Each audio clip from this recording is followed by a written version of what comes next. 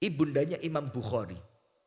Itu sampai ada sebagian ulama hadis kalau menceritakan tentang Imam Bukhari itu kan mengucapkan rahimahullah. Semoga Allah merahmatinya.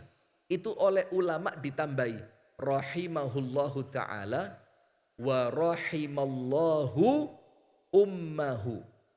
Semoga Allah merahmati Imam Bukhari dan semoga Allah merahmati ibundanya Imam Bukhari. Karena singkat ceritanya begini Bu. Imam Bukhari ketika lahir tidak berapa lama ternyata meripatnya bagaimana?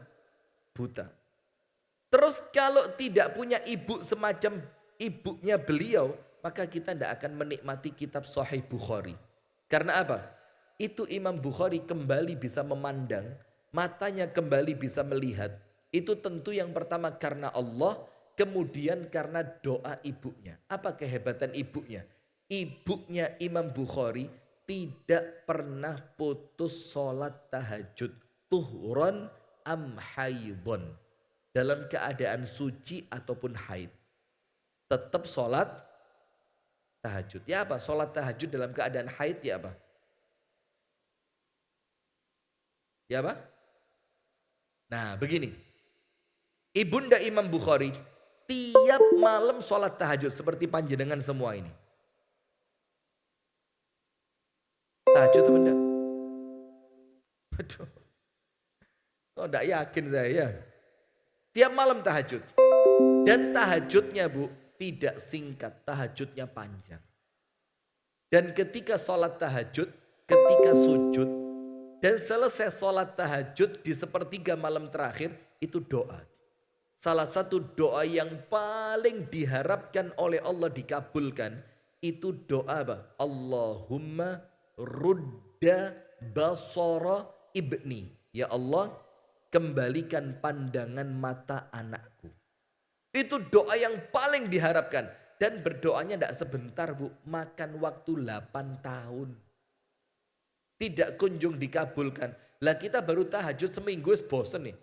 Gak diterima dongaku. Baru seminggu, ini berapa tahun?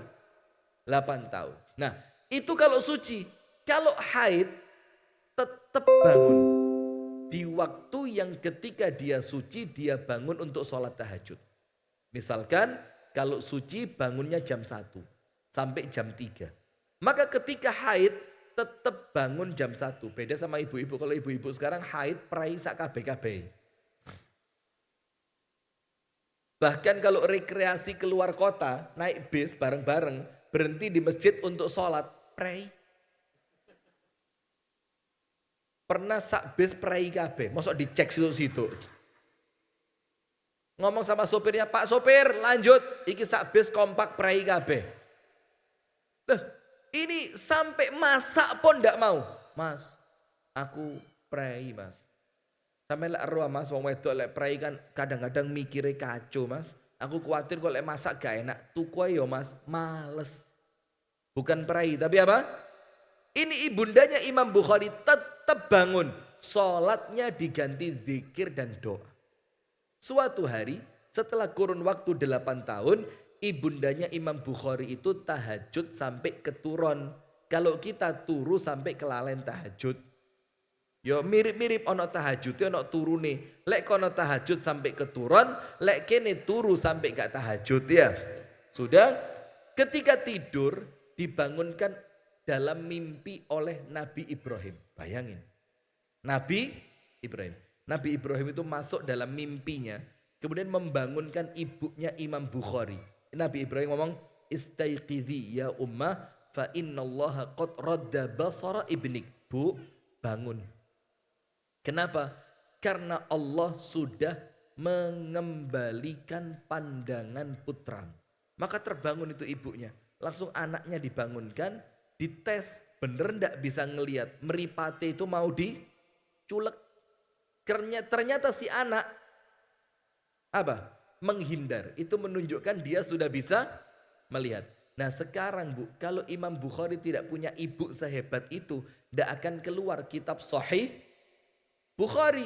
Berarti munculnya kitab Sahih Bukhari itu ya sedikit banyak ada andil dari siapa?